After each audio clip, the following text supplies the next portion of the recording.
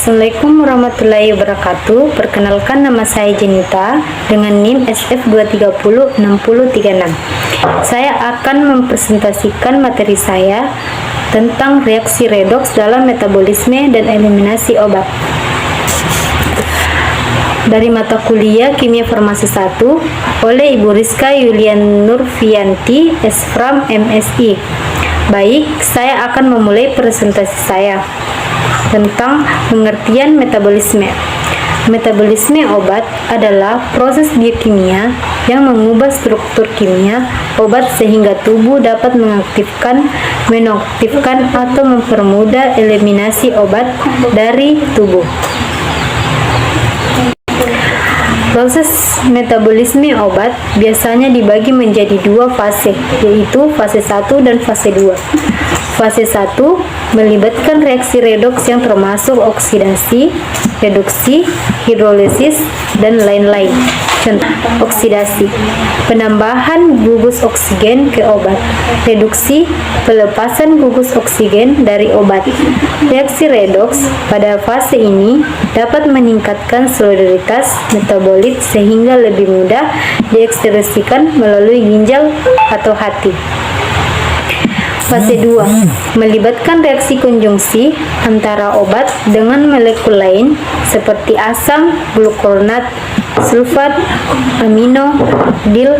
Contohnya, glukosidasi, penggabungan obat dengan asam glukuronat, sulfaniasi, penggabungan obat dengan asam sulfat.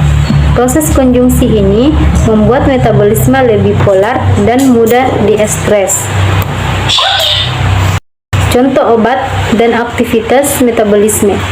Contoh obat yang mengalami metabolisme melalui reaksi redoks adalah isoniazida yang digunakan untuk pengobatan tuberkulosis.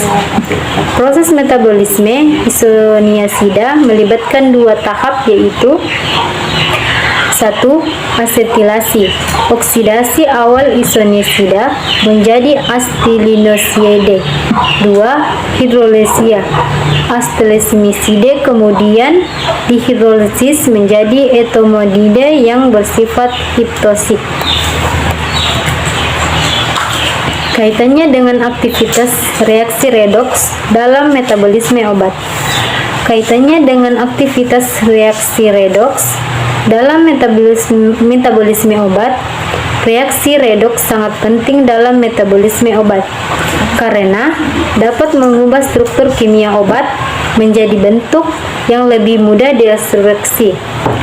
Contoh obat yang mengalami oksidasi antara lain paracetamol yang dioksidasikan oleh enzim sitrom P450 menjadi metabolit hidrofilik yang lebih mudah diekstraksikan melalui ginjal.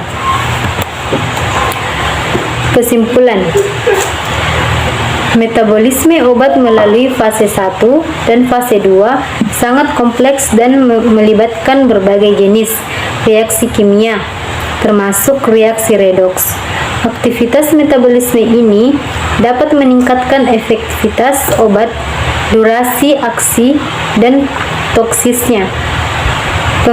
Pemahaman tentang proses metabolisme obat sangat penting dalam pengobatan klinis untuk memprediksi efek farmakologis dan potensial toksitas obat. Sekian dari video saya. Mohon lebih kurangnya mohon dimaafkan. Assalamualaikum warahmatullahi wabarakatuh.